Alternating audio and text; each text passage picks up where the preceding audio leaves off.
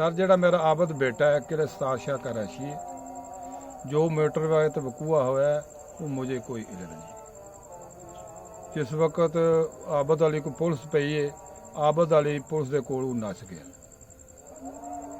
1 महीने तो बाद जनाब मेरी उन्होंने मैनू फोन किया, मैं अबू जी गिरफ्तार होना चाहना।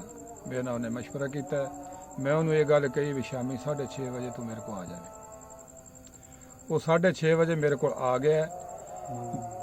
मैं मांगा मंडी में मैं रशी हूँ, खालिद भट्ट की स्कीम में मैं रशी हूँ।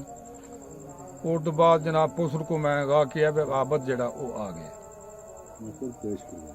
मैं खुद पेश करवावांगा।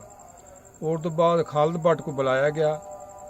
खालिद भट्ट को बुला के उन्होंने मैं कहा भी मेरा बेटा आबद अली आपके हवाले में, आप इसको पेश कर दें। मैं लत्तां तो मजदूर हाँ, तुर नहीं सकता, मेरी काफ़ी उम्र है।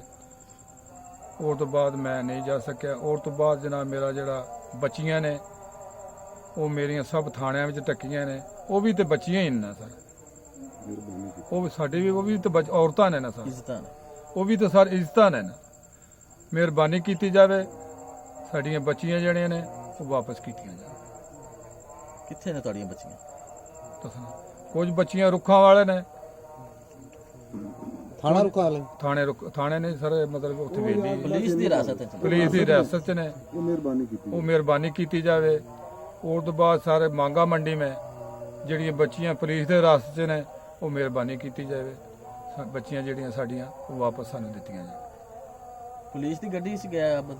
नहीं जी, आबद गया खालिद भट्टी की गड्डी दे विच, पुलिस नाल मदद गई। ठीक हो।